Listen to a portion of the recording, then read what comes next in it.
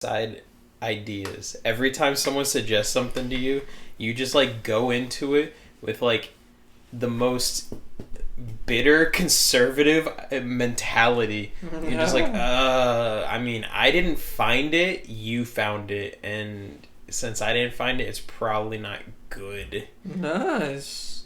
I have very, very rarely heard you say, yeah, someone recommended this to me and it turned out to be really good. Usually it's, yeah, someone showed this to me and it was just so bad. It's just so dumb. No. People recommend shit that I like all the time. Like what? A lot of shit. Music, fucking books, movies, shows. A lot of shit. No. Are we?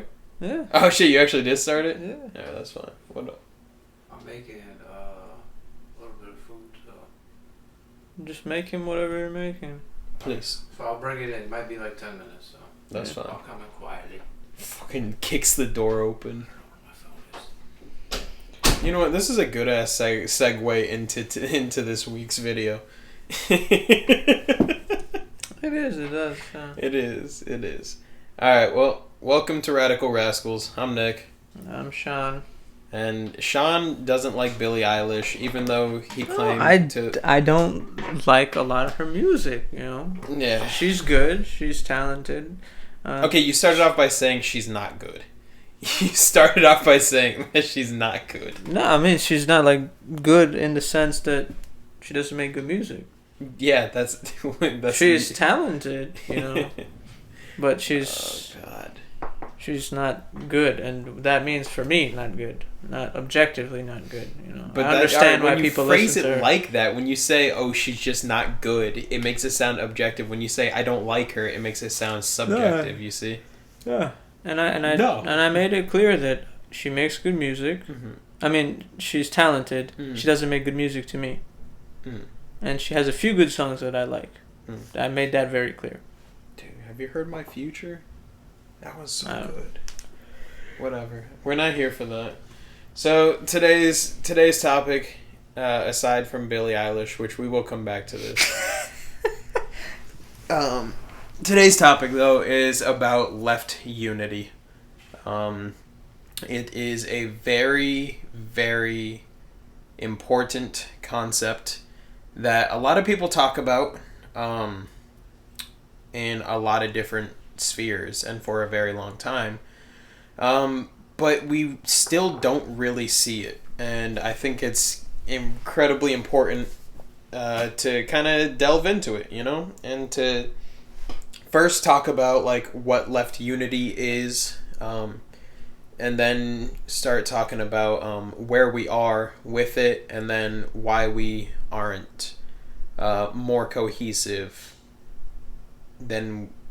why we are more cohesive than we are, you know, because ultimately, like, and it's what can be discouraging to a lot of people, like, looking at it from the outside, is like, a lot of leftist ideology is about collectivism and us being able to come together as groups. I mean, yeah, a part of that is to be able to have healthy discourse, but I think people look at it and they're like, look, they can't even decide amongst themselves what they want.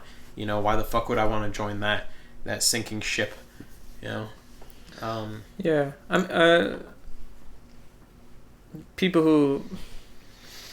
most people don't know what the left is, first of all. So I think people who say that they don't even know what they want, there's so much debate, they're usually educated people. Even if they are on the right, they are aware of what, you know, different factions of the left exist, where that's the debates actually not are. entirely true. There are plenty of people who, because of their lack of education, they see anything that's not them. Like, if you talk to conservatives, they think liberals and everyone else is left of them. They think fascists are left.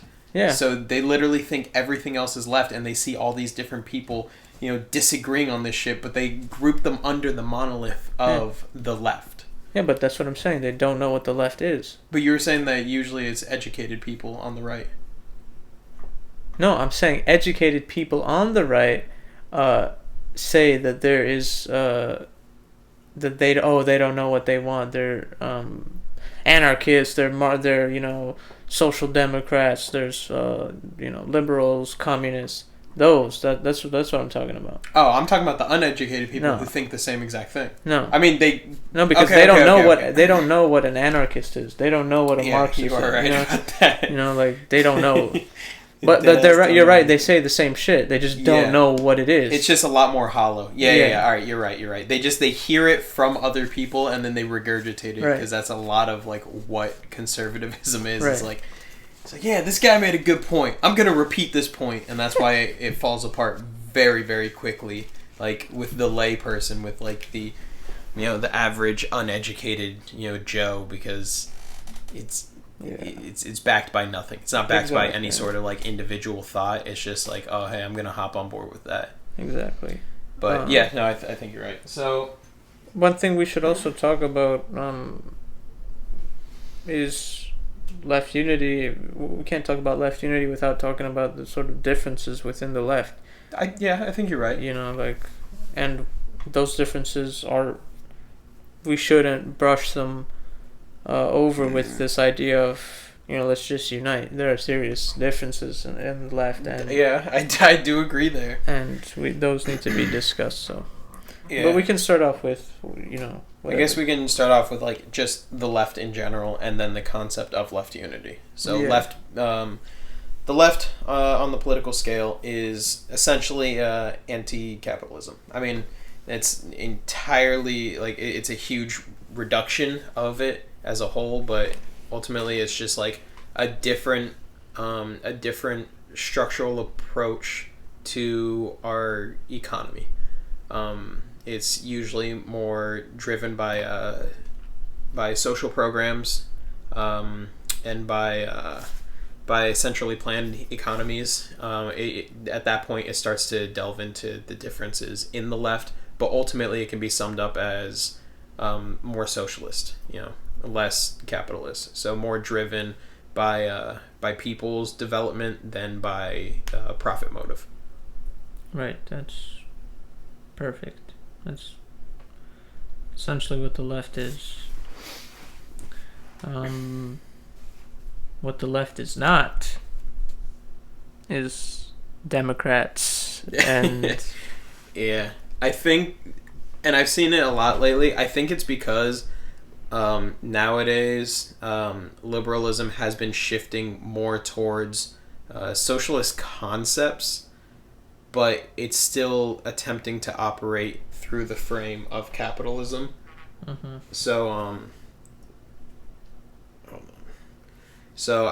it's still not leftist. It's like left leaning, if anything. Right. It's like, oh hey, I like those ideas. Let's try to do that here. And it's like, but it doesn't work here. You can't use that one aspect and just expect it to work because nothing else around it is set up for it. Right. And that's just a small, I think, fraction. There are very few Democrats that are actually in favor of these socialist, left-leaning policies. I mean, Democrats are still war hawks. They're still imperialists. They still don't give a fuck about poor people. As we saw with that senator from Arizona who voted no on Oh, you're talking increasing about the minimum wage. Oh my god, what was her name? You're talking about the one who like walked up. Yeah, just thumbs down, super ignorant. Yeah. She's a Democrat. It wasn't a Republican. That was a Democrat. There's 8 of them that voted no. And then all Republicans voted no. Yeah. Just like, but the weird thing about that is I saw this statistic and I think it was something around 60%. It's probably above 60%, but I'm being conservative with the estimate here. 60% of Americans support it. Right. So it's odd that 60% of Americans support it, whereas about 60% Exactly. of, what was it, Senate or House? Senate, right? Congress. Both. Congress. Yeah. Was against it. It's like, but those numbers don't add up. Right. Very odd. Which is a serious problem when it comes to democracy, and Americans like to think that we're so democratic, but if minimum wage was a nationwide vote, we would have enacted that a while ago. Yeah, You which know? is odd. Why don't they have concepts like that be brought up as just Yeah, because direct our funds? democracy is limited. It's a bourgeois democracy. It doesn't extend to the workplace. It doesn't extend to the economy. We don't get to vote whether the United States can go and bomb a country, right? Yeah. That's just that the elite does that for us, you know. So it's fundamentally undemocratic, you know.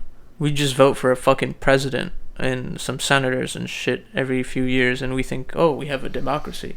It's fucking absurd. How come we can't vote for, you know, something like the minimum wage? How come we can't vote for universal health care? We'll all vote for that shit. Everybody would vote for that shit. I think it's funny when people are against that because they're like, but my taxes will go up. It's like, yeah, but you'll pay less. Or, I mean, first off, your insurance will be non-existent as a cost. Exactly. You know, and second off, if all of us were to chip in, then the cost for the insurance plans in general would be low. Like, we have some of the highest insurance premiums Of course. in the world. Like, the other day, whenever I was streaming, one of the dudes who was there talking, you remember Cowplant? Yeah. He was saying that he's over in the UK, and he was talking about how their health insurance it costs him like £7 a month. Yeah. And I was like, what the hell? I was like, wait, let me look up the conversion rate. And I was like, oh, it's almost 1-to-1. Yeah. I was like, what the fuck? I was like, you realize my premium was like $200? He's like, that is insane. Yeah, they Like, have the NHS. Mhm. That's and he said it's not without problems over there. Like, right. Of course, there's still serious issues with the NHS, but fucking way better than what we have here. I mean, yeah. you get fucking sick or something, you break your arm, you have to like sell a lot of shit to pay for that. You have Yeah. to sell. People sell their homes and shit. It's fucking disgusting. Yeah, my old coworker Laura who got cancer, like she's in horrible medical debt, but she's like, fuck that, I'm not paying that shit. Mhm. She it's like $50,000, $60,000, $70,000 of debt, Mm. and it's like, you know, the fuck am I gonna do about it? Right. Yeah, and it sucks. Where it's so weird because people will jump to defend the concept of like pulling yourself up by your bootstraps, like, you know, working real hard and just like getting what you deserve. And it's like, okay, that's cool when it comes to commodities, Right. but why should something like health be considered and treated like a commodity? Like, that's very odd, because to defend that, you would have to defend that the idea that poor people are allowed to die because they're poor. Exactly. Like, oh, they don't earn money, so they don't deserve a meal. Yeah. Why should we feed them? It's like, because they're humans and we have more than enough food. It's like, sure, maybe we shouldn't give everyone caviar, but why the fuck shouldn't we have, you know, rice, beans, and potatoes? Like just some solid baseline. It's so weird that we can't have that.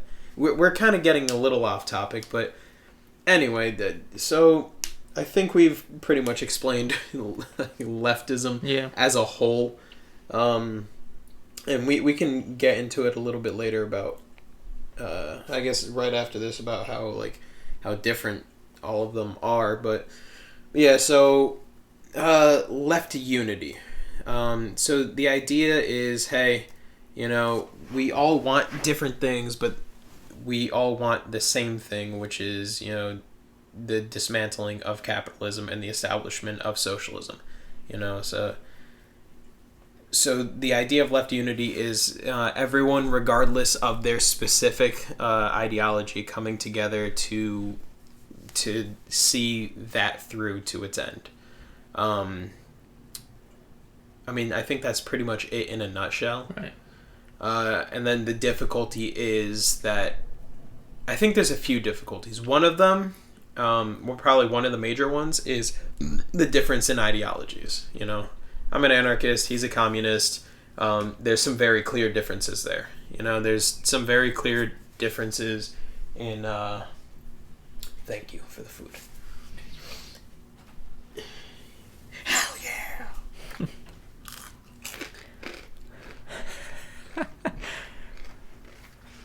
Sorry, I'm hungry. He's eating. Let's shame him. Start explaining the differences. What were you saying? Differences in leftist ideology between communists and Okay. anarchists. I mean, so yeah, they're just basic differences among the left. Obviously, you have some people who are, serious hardline Marxists, Marxist-Leninists, and they believe that, the general goal, I guess, for most leftists, at least for anarchists and communists, is a stateless, moneyless, classless society. That's where they differ is like how to get there. Yeah, right. The difference is in the journey there, the process, and communists like me think that we should have right after capitalism, right, the state should interfere and sort of seize the means of production, obviously in favor of the working people, but anarchists disagree with the idea of the state because they are inherently corrupt. No, anarchists are inherently questioning of authority, and they believe that the state is inherently corrupt and that bureaucracy will, create some sort of authoritarian society in which the workers are again oppressed, which is, I'm very sympathetic to anarchists. I think that they are almost inherently more moral and skeptical, and they communists necessary, handsome. Communists, are essentially taking a risk by saying that we should have a state, right? Because when you have a state, you're saying like, hey, yes, it's possible the state can become totally bureaucratic and implement oppressive policies and whatever, but at the same time the state could be benevolent and in favor of the working people, which is again, the point is that anarchists get rid of that. They say no, fuck no state. So in a sense they are serious about the working people, and they care so much about the movement that they don't want to risk anything. So I'm totally sympathetic to the anarchists, but I still align with the idea that there should be a state. But then you have other differences, like they have more softer leftists, like social democrats and democratic socialists, and the social democrats are right. Because social democrats are still operating within capitalism, right? But they're still left. They're still considered left wing in, the American ideological spectrum. So, like Scandinavia, for example, people love to point. Oh, by the way, real quick, Scandinavia, not socialist, right? But still, we would way fight. Better direction. No. Way better than what we have now. Right. But. So that's what I mean. But yeah, Nick is right when he says they're not genuine, truly leftists at the end of the day, but left wing to us. She said she can come through today. Yeah, you mind if she comes through in the middle of this? Yeah. All right. Anyway. I mean, I don't mind. I'm not saying yes, I mind. Oh yeah. It's like, okay, cool. I'll tell her to come. No. Yeah, I mind. I really prefer she doesn't come. Anyway. Is she gonna come right now? I don't know if it's right this second. Okay. But because we could do 2 episodes in one day. Very true. And skip next Monday, or do Monday. Doesn't matter. So yeah, there are differences on the left. Yeah, I think he summed it up pretty well. Ultimately, I'm all for the skepticism of all forms of authority. Because he's right in what he said. Anarchy or anarchism, as the ideology is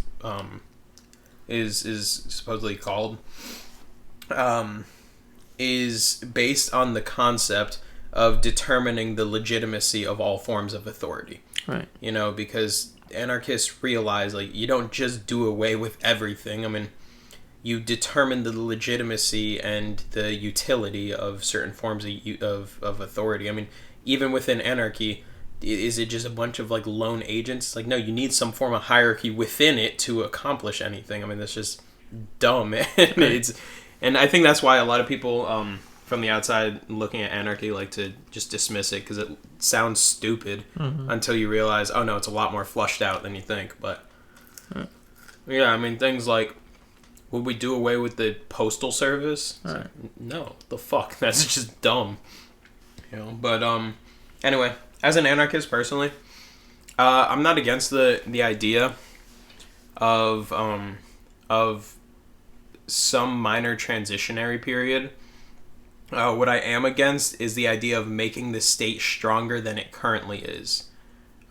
If we operated off of where the state was and weaned ourselves off of it, I'd be a lot more... I feel like that would be a lot more acceptable. But to make this state a stronger entity before attempting to establish it sounds incredibly dangerous to me. We're not going to get into debates about the state, but if you want to read about the state, the best book on it is Lenin's State and Revolution. And among even anarchists like that book, even though he shits on anarchists and their idea of the state.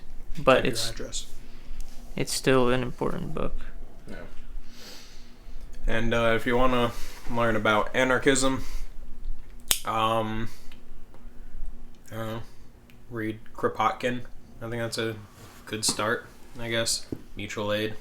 Or On Anarchism by Noam Chomsky, which I haven't read yet.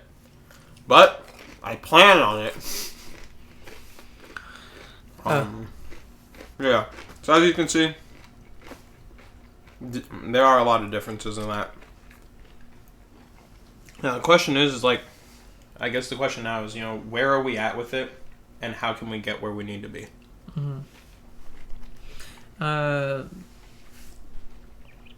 It's a bit complicated, I think, because the goal, of course, is left unity. But what does that really entail? I mean, you described it as being anti-capitalist and putting emphasis on that. Like, hey, we're all anti-capitalists here. Let's. Right. We have a movement to fight, and obviously, that unity is important. You don't want to have, we don't want to be victims of this divide and conquer. Which currently we are. I mean, I think that's why left unity is so important, is because for the longest time it has been divide and conquer. I mean, even with the rise of the different national movements, from the mid 20th century and onward, whether it was the Puerto Rican Nationalists or the Black Panther Party. The concept has always been divide and conquer. It's always like, okay, we'll just keep reminding them of their differences so that they'll fight over that, instead of realizing that, oh shit, they kind of have one singular similar goal, which is revolution. Completely just wipe out and change everything from the ground up. It won't work with just amendments and laws, because the foundation is, I don't know if it's necessarily the foundation. I don't know if it's entirely at its core, but it's too close to the core. Right. Where you can't do much of the same shit. Or you can't operate within it, Right. You gotta change the game completely. My issue right away when I hear left unity is that it's kind of like there's a lot of people on the left. I'm talking like the real left, the far left, that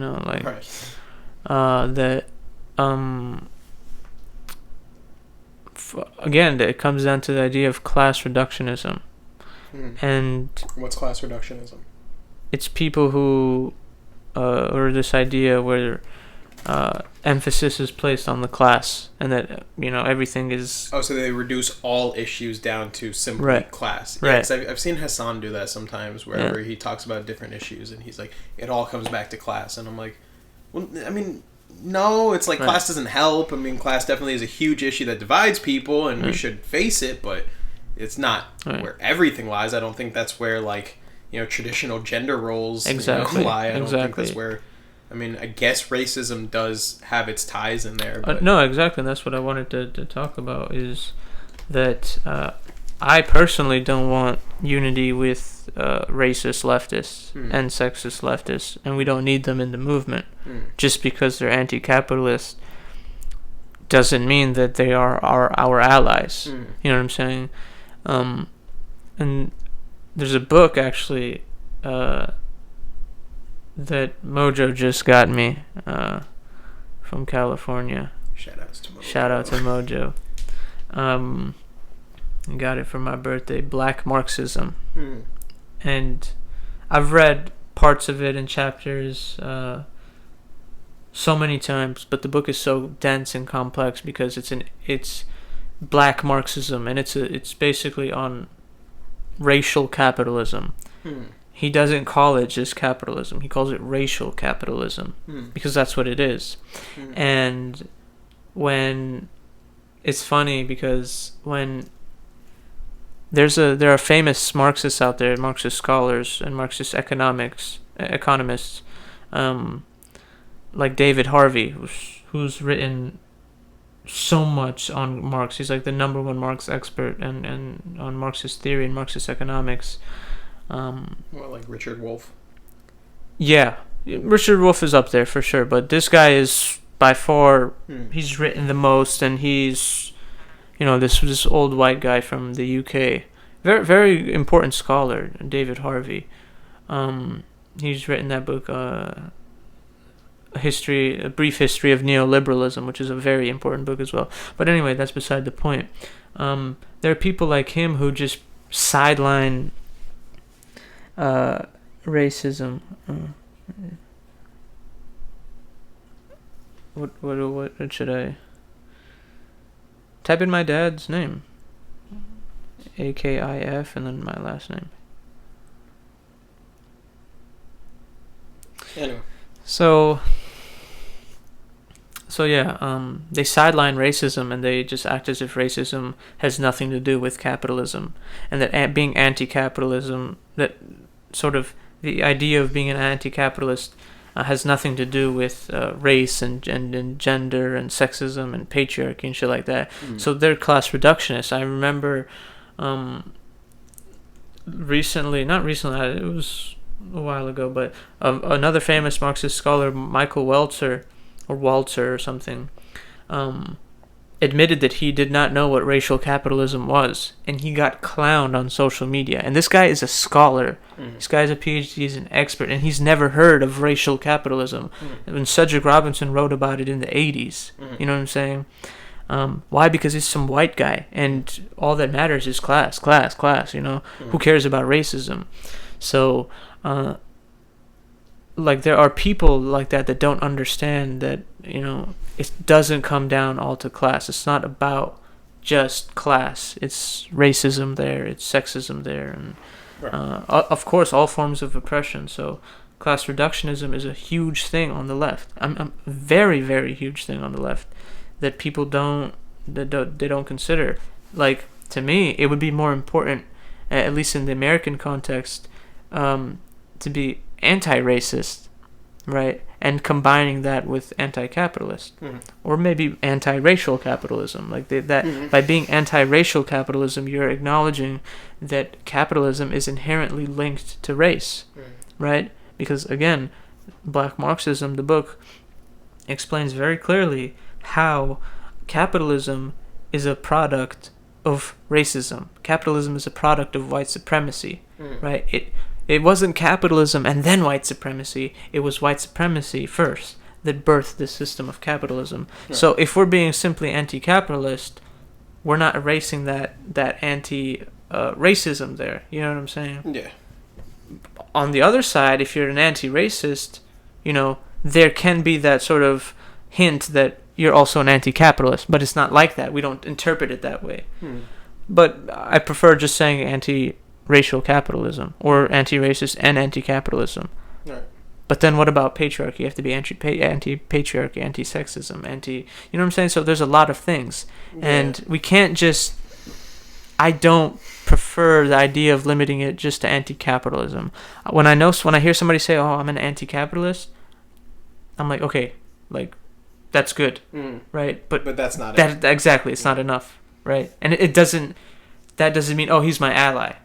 You know, it just means that, oh, he's anti-capitalist, he knows what's up. But he could be a deep down racist. Yeah. I mean, like how I told you the other day about Nazbols, the National Bolsheviks. Yeah. How they're like exactly. legitimate, like, national socialists. People like that exist. Yeah. Like, it's fucking crazy. Yeah, and it's like economically they're socialists and they believe in class struggle, but then socially they're nationalists and they believe in supremacy and shit. Go for it. Alright, so now that Sean is gone. No, but I mean, those people do exist, and I think Sean brings up a really good point in that class reductionism is a huge issue. It's just kind of tough because because the only way that I can see unity being in the left is going past that, you know? Like, you can't rely on simply class. I think he's right in that being anti-capitalist isn't enough, but finding the basics that everyone can agree on. You know, I think if we can all agree that capitalism is bad, if we can agree that racism is bad, if we can agree that sexism is bad, if we can be anti these things, you know, if we can get some solid framework together, then I think we could see significantly more unity within the left. You know, I think that having more unity would be better than none. I don't think it needs to be like black and white where it's like we all come together or we stay separate, but I think it's just like that growing unification, you know, or at least the process through which we can grow together and kind of come together is really important. But yeah, so for left unity, I mean that's why I wanted to do this episode, is I wanted to explore it a lot more and kind of think about it a lot more, and that's why Sean is wrong. No, but yeah, I was just saying how I think you're right that anti-capitalist isn't enough, but that, you know, I think it's a good start, and that having certain benchmarks, because we talked about organizing locally, right? And to organize locally, you know, we wanted to bring in, you know, socialists, and we wanted to like bring in leftists and to attempt left unity. Right. You know, I think if we establish some groundwork, then we could, you know, some basic level where it's like, okay, anti-capitalist, anti-racist, anti-sexist. Right. You know, I think if we can all get on board with that, you know, obviously we'd have to sit down and go through some others, but I think having some basic level where it's like, well, I mean, to be a leftist, because to be a leftist is more than just having economic theory. Exactly. I mean, technically that's enough, but like to adopt it and to try to live it as a lifestyle, it's a lot more than that. Exactly. Know? It's like I wouldn't want to try to force veganism. Right. You know, right. But I guess I would try to promote more consciousness through all actions in all areas of your life, whether it's spirituality, whether it's diet, exercise, or even just recreational activities, you know, all of that. I would just like to promote different things while not enforcing, but having that core of like, hey, you know, no sexism, no racism. Basically, it comes down to we're all the same and we should all be treated the same, right. You know? Right. No, I think that's well said. I don't want to be a pessimist, you know, and sound like, no, we only unify with people who are this and that and that, and right. I don't want to say that, but and I think I've seen that a lot, like purity testing. I've seen that so much where, you know, like I saw this thing this other day wherever this girl, she used to be a Nazi. You probably saw it on Twitter. I did. Yeah, and people were like dragging her for that, and I was like, but I don't know. The way I looked at it is like she said she used to be whenever she was a kid, you know, and she was raised by like ultra conservatives, and then was dating a Nazi, and then she broke up with him, and then started like talking to a friend, and then got introduced to leftism, and then left all of that behind and actually started to grow. I think if we're incapable of recognizing rehabilitation and growth, then that's going to be self-defeating. I mean, we have to believe in reformation, you know? I agree with part of that. I mean, but let's not ignore the sort of skepticism. I mean, if you're a black guy or, a person of color and a certain religion who are clearly victims of Nazism and white supremacy, they have absolutely every right to feel, skeptical of somebody who had a fucking Nazi phase. I mean, how the fuck do you have a Nazi phase? Yeah, sure, but I think that's kind of... From that person's perspective, yes, they have a right to be skeptical. But does that mean that person should not be allowed within the left? Does that mean that person should not be allowed in whatever we're organizing because they went through that phase? It's not where they were. I mean, that's like saying that, oh, no, you were a criminal, you can't come in. You used to rob people, you used to beat people, hell, you even used to murder people. And I don't think it's black and white, like, oh, you were a Nazi, you were a Nazi. I mean, I think there's different levels of involvement, right. Like believing this stuff and posting stuff, at 18 years old is different than being 30, going out beating up black people, right. Robbing them and like committing hate crimes. I think that there's different levels to it. I think you're right though. I think that there should be some level of skepticism in those individual cases from those people. But I think from us who have not been directly affected by Nazism, no, I see no reason for us to be... I mean, I see nothing. No, I think, you're right. Right, we don't have any, but I think, at least from what I experienced on the debate about that on Twitter, was not that she has no place on the left, but the left romanticizing her, and that's the issue. I didn't see people on the left. I mean, I'm sure there were, but that's not what the debate was about. It's not like, hey, you were a Nazi, but now you're a militant leftist, for example. I don't know if she's a militant leftist, but let's just use an example. I'd say at least theoretical leftist. Right. So now she's like a theoretical leftist. I don't think leftists are saying, nope, you were once a Nazi, get the fuck out. Like, they recognize, right, that you were young, you were brainwashed, that shit is fucking real, and there's millions of people like that. What do we do with those millions of people?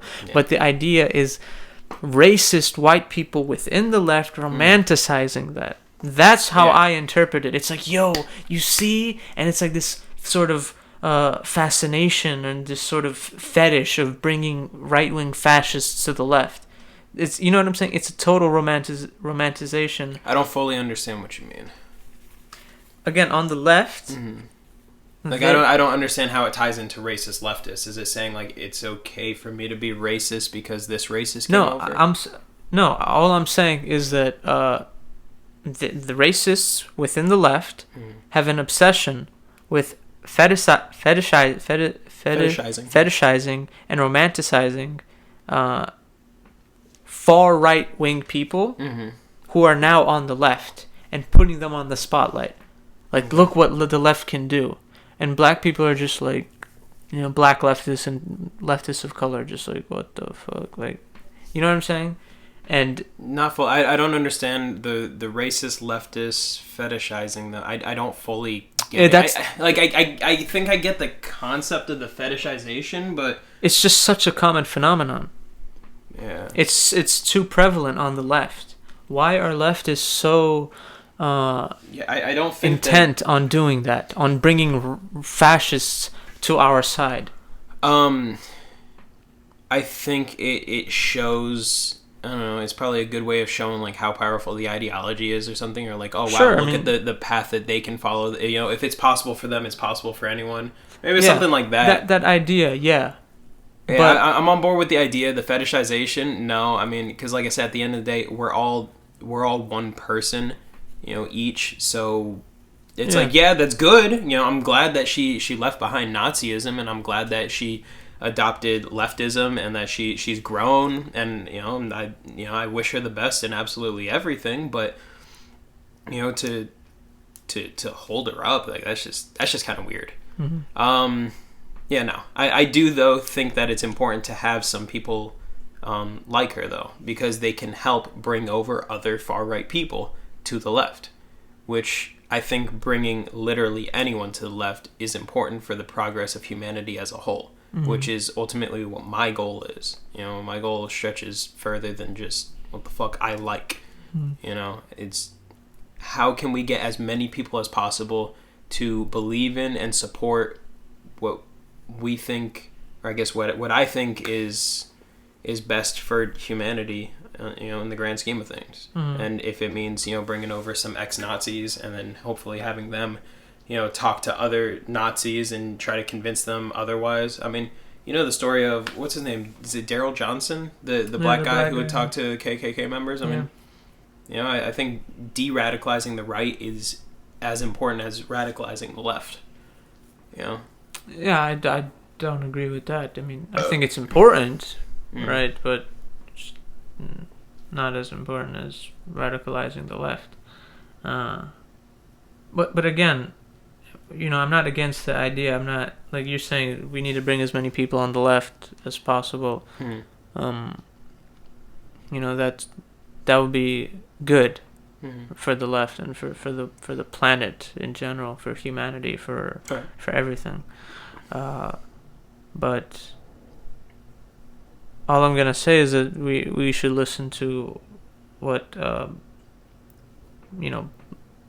leftists of color and women leftists, what they're saying about white leftists who are so intent on bringing the right over, when there's so much more that we could do on the left. Okay. And there's a lot of discourse on that we should get into, like, and that idea, that's why I go back to the romanticizing of it, is like, we have people on the left that fucking support genocide of one country, for example, one case. We have people on the left, for example, that are still homophobes. We have people on the and white leftists that are like putting all their energy into de-radicalizing fascists. It just doesn't make sense. That's the argument. All right, listen. As a leftist, if all you're doing or all you're attempting to do is one single thing, especially something like that, I mean, that's never going to be enough. Right.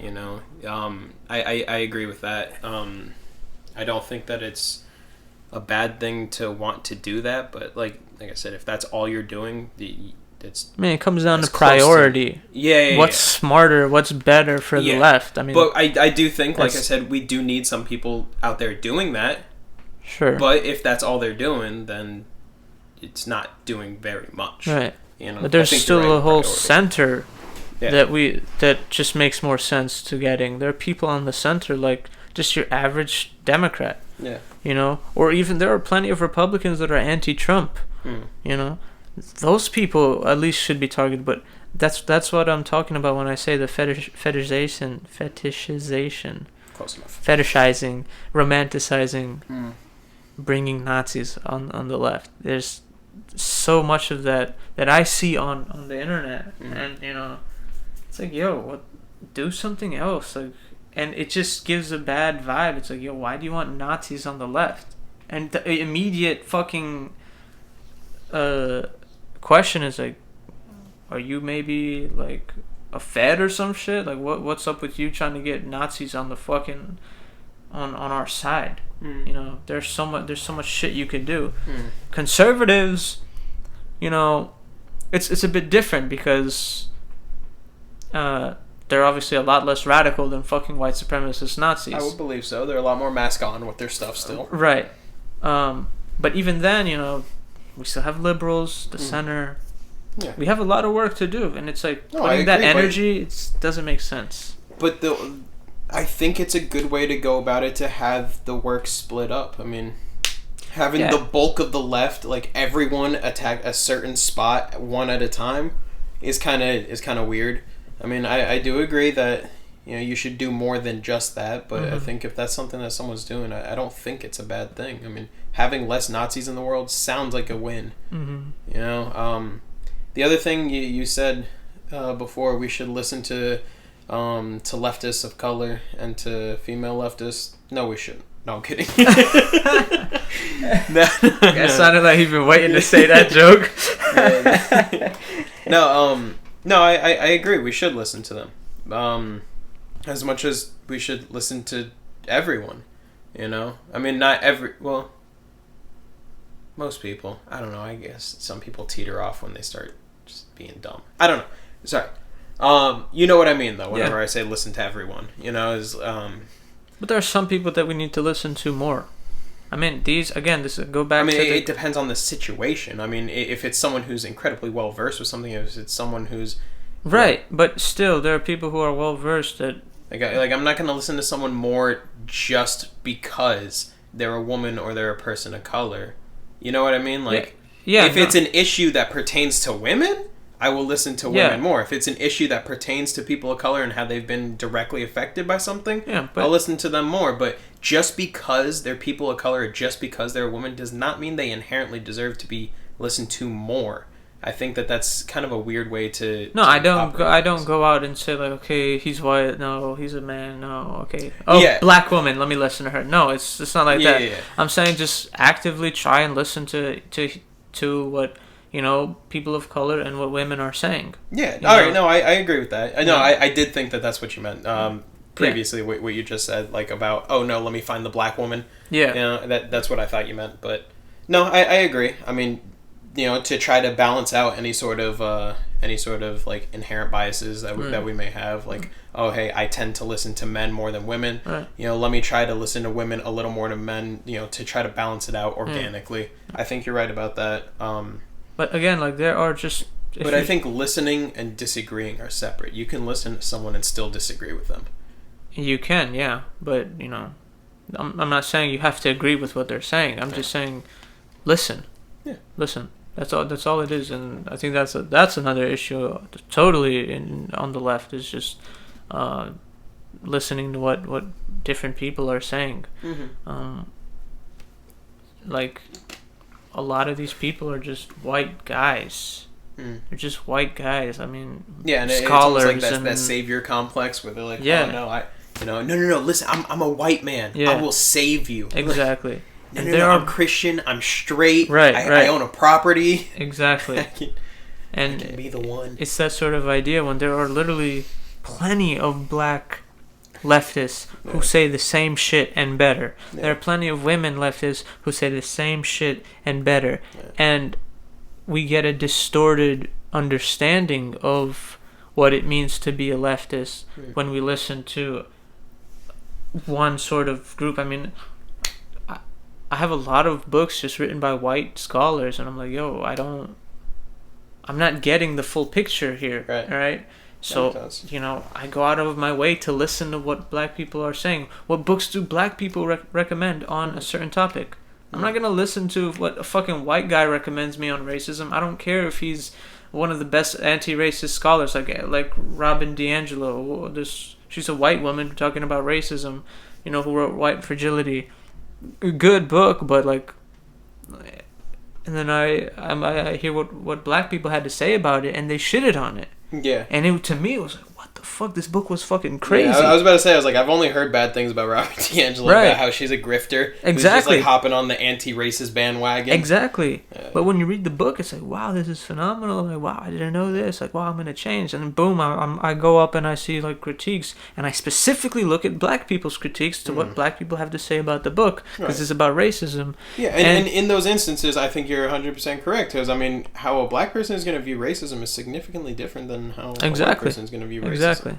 Yeah. And I was like, wow, and now I fucking hate the book, and I'm not a fan of Robin DiAngelo at all. You know what I'm saying? Because I took sort of that information in, and I think that's what we got to do on the left is like listen to other people, listen to different groups. I think another part of that though is the balance aspect. because I think that's where it starts to get into the liberal territory. I noticed that a lot of liberals will do that, where they will. Yeah, it's almost like the black people can do no wrong mentality. Mm-hmm. Do you know what I'm talking about? Yeah, Where a lot of people will specifically want to put people. Let's say put people in power in local government. They will specifically want to put people in power regardless of credential, based specifically on the fact that they're a woman, or they're gay, or they're trans, or they're black, or brown, or whatever. And that can be dangerous. I think you need to have a balance. I think that people, the important part is getting a lot more colored people, gay people, women on the ballot. I think getting them all on the ballot is a great first step, just to show that they have a platform and they can be heard. After hearing them, if you disagree with their ideas, then that's okay. And that's why I said it's the difference between, listening and disagreeing, because I think a lot of people think like listening means I have to agree with them. Right. And that is dangerous and anti-intellectual to a certain extent. Right. I do think you're right though, that it kind of comes down to the subject matter. If it's about racism, I'm gonna probably pick the dude who's actually lived through a racist society to talk on racism a lot more. But not just that. I mean, if he's just talking about something like, I don't know, something as if vague talking about as how to open a deli, then I'm gonna listen to someone else. You know what I mean? Like, like if he's talking about like something like obscure where it's like him being black doesn't mean anything towards the subject, Right. Like oh yeah, I'm black, but I rode on like hot air balloon travel. Right. It's like, all right, but what's your hot air balloon experience? Right. Right. I don't think it's limited to specifically racism, but I do think that, I guess it comes down to nuance and specifics. Mm-hmm. So yeah, what's we're at 50 minutes. So the verdict on left unity, it ain't happening, folks.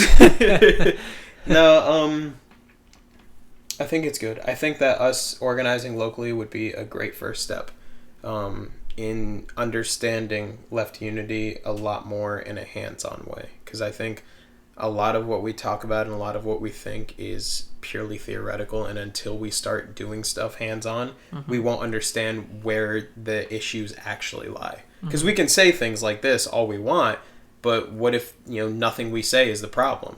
Right. So yeah, I think we can do it though. I really do think so. I think establishing a solid baseline is the first step in unity within the left. Yeah. No transphobia, no homophobia, no racism, no sexism. Right. No classism. Right. Preferably. Yeah. We definitely need, some sort of left unity if we want to. Yeah, because we need numbers, man. Yeah, we need numbers. But unfortunately, that's what a lot of it comes down to, especially because a lot of this is fueled by the concept of true democracy, which is only going to happen through numbers. But there's also the idea, right, and it's just a fact of life now, is that when it comes to reaching our goal, right, communism or creating a socialist society,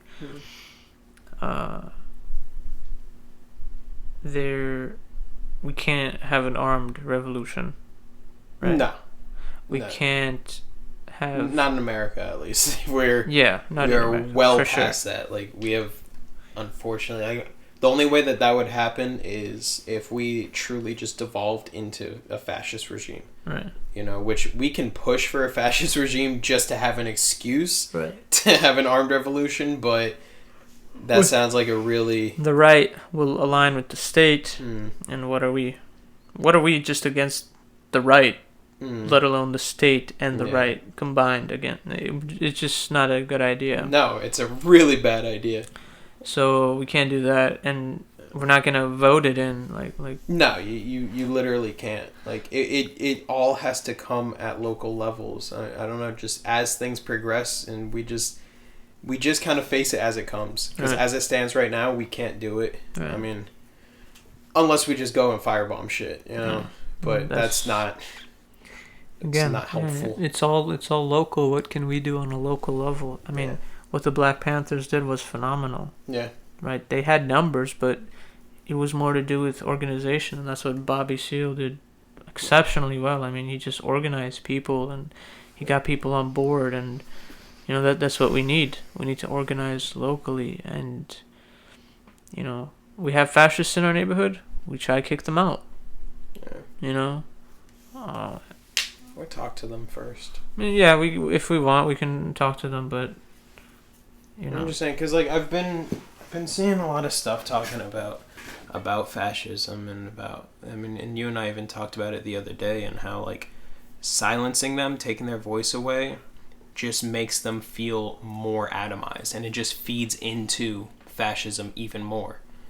It's finding that balance, finding a way to do something with them, because a lot of people end up in these fascist Nazi like echo chambers because they have nowhere else. They don't have any friends. They don't they don't do too well with whatever sex they like. They don't have any hobbies. They're just on their computer all day. A lot of people fall into that category, and then they just surround themselves with a whole bunch of hatred that just breeds more and more hatred, So that's why I say it's so dangerous, Yeah, it's difficult, and no one wants to necessarily bring fascists over to the left, but it's like, what the fuck are we going to do with them? Just fight them? Just end up oppressing the shit out of them? I mean, again, it's you just said that silencing them will only increase fascism. I don't think that's the case. I don't think. I mean, in them, it's maybe inside them, they'll get more mad. Like, oh my god, these leftists. Yeah, it's fueling whatever hatred and anger, right. Because ultimately it's all fueled by hatred, anger, and exclusion. Right. So by hating them and by excluding them, you're giving them more. Yeah, on the individual level, but at the same time, you're doing a lot by silencing this rhetoric from spreading.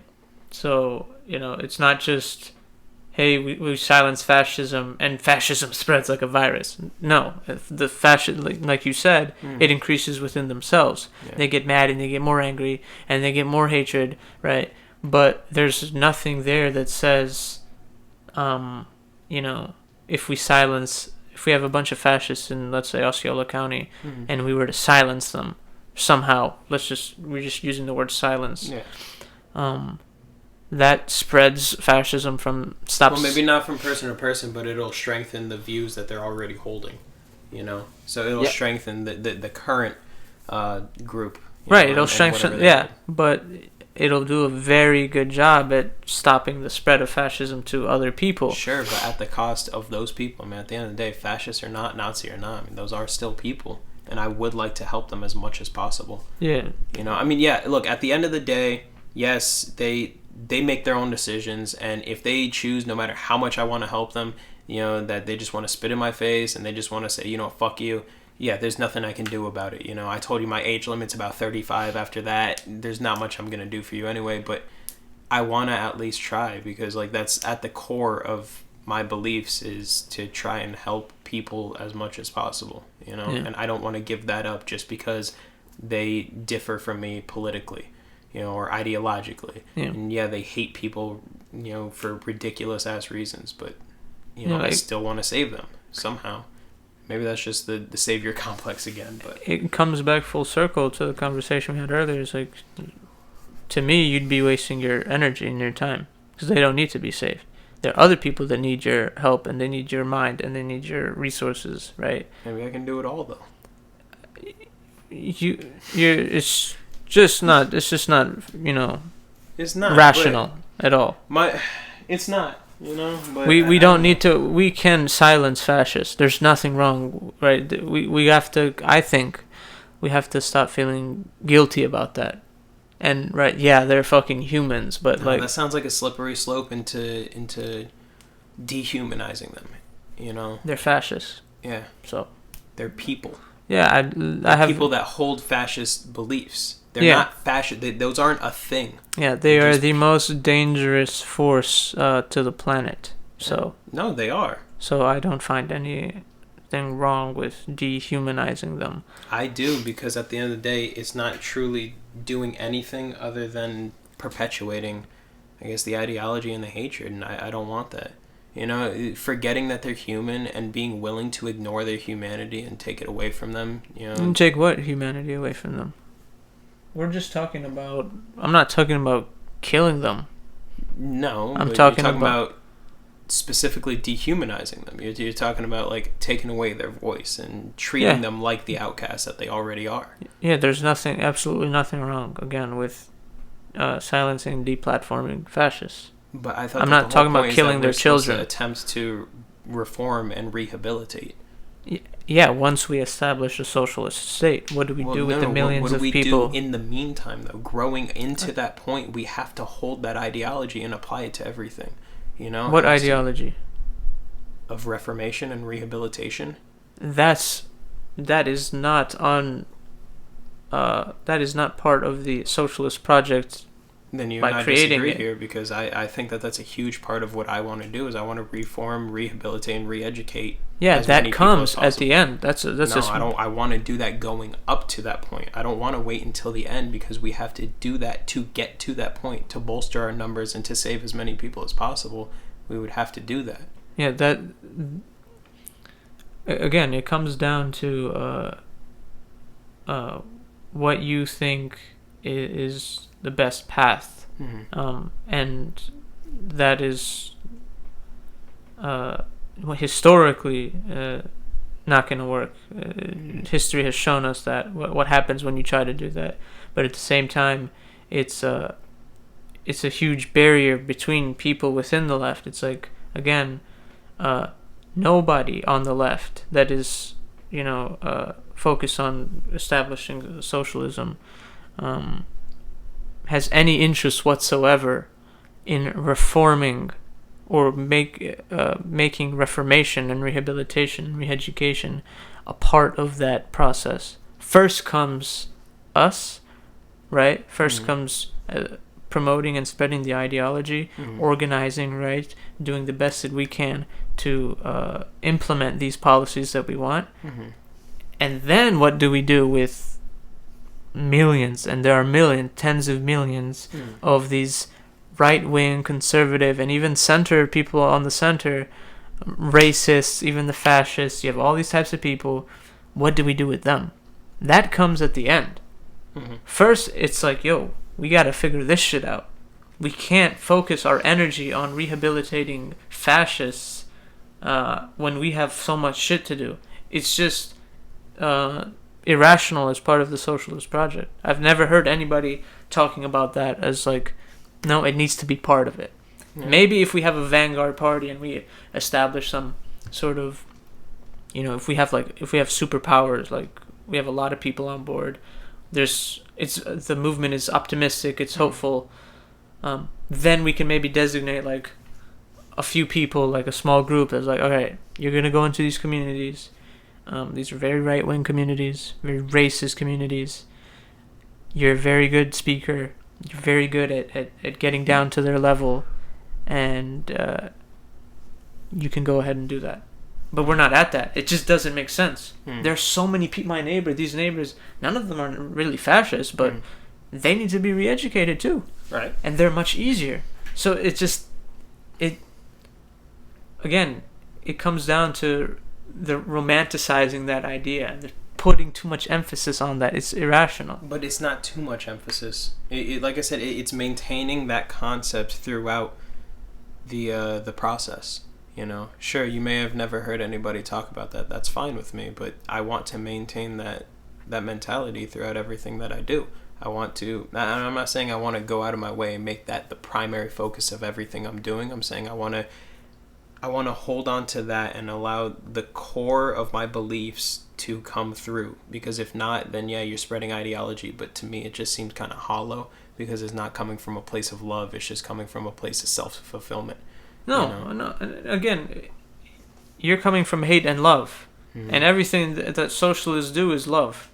You know, I'm not going to say every single person is led by love. There are obviously some sick people on the left, but we do the shit that we do out of love. It has nothing to do with hate. When we want to silence fascists, it's not because of our hate for them, but it's because of our love for the world, the planet, the people who are affected by fascists, right? I'm not going to extend my love that I have for the planet and the world to people who are harming that, right? We need to, I think, escape, again, this romantic idea of, you know, this Gandhian idea of, I'm not saying you're expressing that necessarily, but there are people like that, and they're not leftists, they're more centrists, like both sides, you know, that shit is real, and there are people like, yo, we don't want to silence them, we want to help them.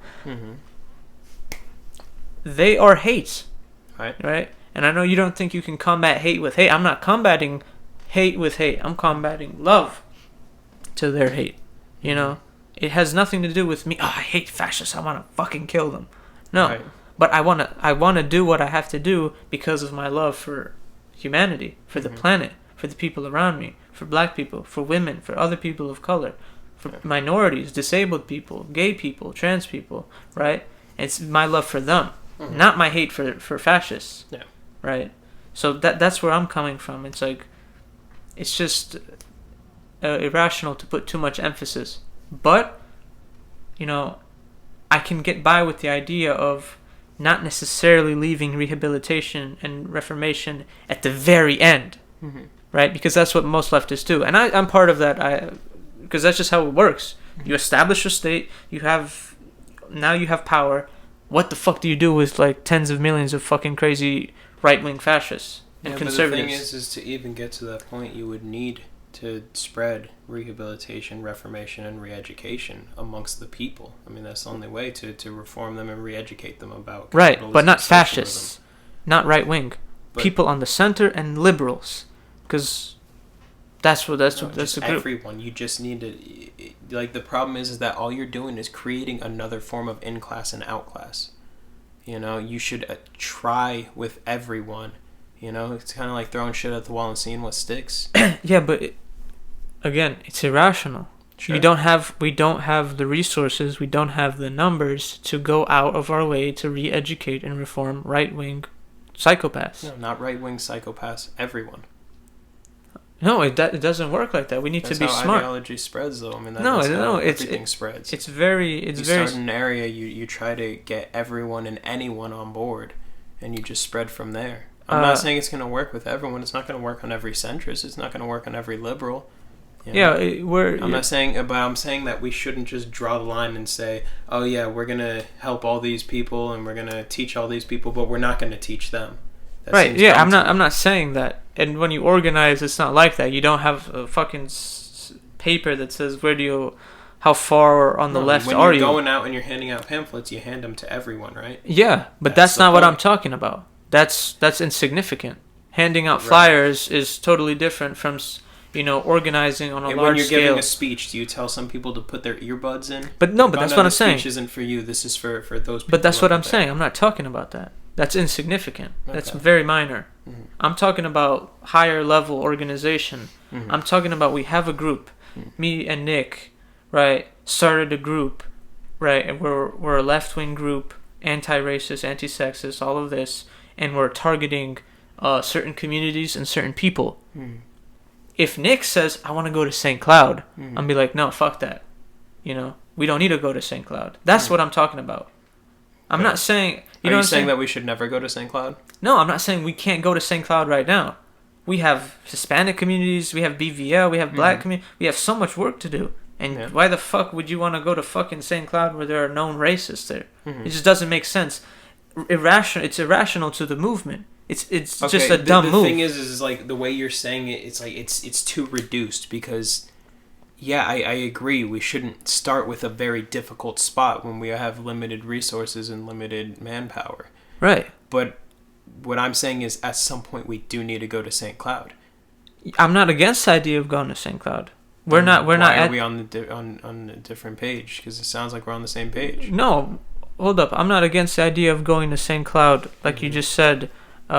Once we grow and establish, we can definitely go there. Yeah, I mean, one, because they have. But when you say grow and establish, do you mean St. Cloud last, or are you saying like? I'm saying racist where we know that we're gonna have trouble. That's what we do last. This is the smartest thing to do. You don't go. I disagree with that. At least last. I would say later on, but not last. I mean, I'm so not you're saying other places in the state, other places in the country before we hit those places? I mean, yeah, I mean, we just have to think. But we're organizing locally. But that's what I'm saying. We're organizing locally. We want to attack groups, target groups that we know we could get on board. That will be just much more effective. It's more efficient to do so.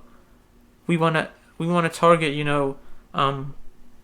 neighborhoods and people that we already know are sort of left-leaning, first of all, right? So we can get more comrades on board. Right?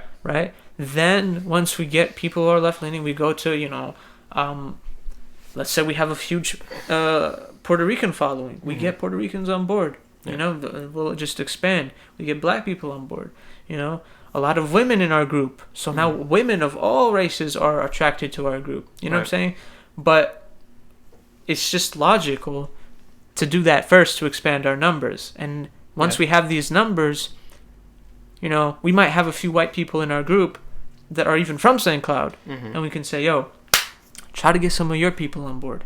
The more moderate people. So then we do. All right. So then we do fucking agree then. Yeah, I'm not. But again, St. Cloud isn't. I'm not saying. St. Cloud are just. You have a lot of racist people. Yeah. White people. Yeah. Republicans, conservatives, right? To what extent are they super fascists or just fascists in general? That's up for debate. We can talk about that. But these people are not unsavable. Right? They're not unsavable. We just need to know how to do it. I wouldn't go there. Yeah. You could go there. Yeah. You're just better at that than I am. I couldn't. I wouldn't know how to say. I don't know how to speak to these people. You and some other people in our group have maybe a talent and could do that better. So I'm not against that idea. But I am against the idea of doing that as part of the process. That comes a lot further at the end. Right? That's not important to growing the movement. That's all I'm trying to say. And we can take this example of local organization on the wide scale. If we have a state, and we're trying to do what we can with the state, then we can figure out, okay, this is a very racist state, Texas. What do we do with the millions of Texans who are fucking just racist as fuck and who want to secede? What the fuck do we do with them? Let them secede? Try and get them? You know what I'm saying? Yeah, but there are things like that. Yeah. There are super interesting things like that. It's like, what the fuck can we do? Literally, there are concepts like let people secede. Make your own fucking country. We don't want to deal with you. So there are so many things that. It's looking too far into the future. I'm not entirely against that concept, bro. Shit. I've said for a long time, like, shit, if we could just put like all of them in one single state. Right. Just let them. Even dividing. If there's a lot more people than there's a lot of enemies that we got. Divide the country. No, that's too much. I'm just saying. Divide the entire country because then we're gonna have too big of a force to fight against. No. But we don't have to fight against them. We establish our own state, our own borders. How do you think it works? It's based on like exclusion and hatred. If we give them all like a single area, they're gonna want to stretch into our area and kick us out. Like that's just how it works. So we would end up having. There will be some. Yeah. Anyway. So we do agree then. That's what it sounds like. Yeah. Okay then. But I interpreted you saying as if that's, why not? Why can't I just go to St. Cloud right now? No. And I interpreted what you were saying as, fuck them, let them rot. Yeah. Yeah, like that is what you meant? No. I'm not saying fuck them, let them rot. I'm saying, we're going to have to try something. We have to re-educate and do something towards the end. But if they don't want to be re-educated, then fuck them. I guess the issue... All right, well, listen. I'm all for personal choice. If I'm offering you as much help as you want and you're just saying no, fuck it, I don't want it, then it's like, okay, there's only so much I can do there. Right. That's beyond my scope. Yeah, no, I think we're pretty much on the same page though. I think my issue is like you say at the end, so it makes it sound like, we're gonna like establish literally everything throughout the country before doing this. No, I'm not saying that's like the last step. That's just one of the last things that we need. You're saying, all right, so what you're saying is that's lower on the priority list of what we should be worrying about this moment. Yeah, that's at the end of the just revolutionary process. Right, you see, but that's the thing is like when you word it like that, it makes it sound like we're gonna get socialists into the highest offices of government, and then we'll go talk to St. Cloud. That's why I'm saying like it's the way that you're wording it that makes it sound like that. But that's not what it means. It's a phase of time, a period, a process, a step, and that shit occurs in that time frame. Right. It's not like I'm not saying the very last thing we need to do. It's at the end.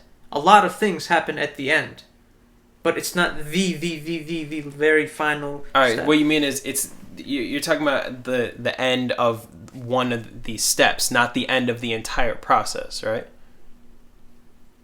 You're saying this in a very confusing way. No, it's not confusing. You're because there's multiple steps throughout the process of attaining socialism. Right, but you're putting too much emphasis on the word "the end," right?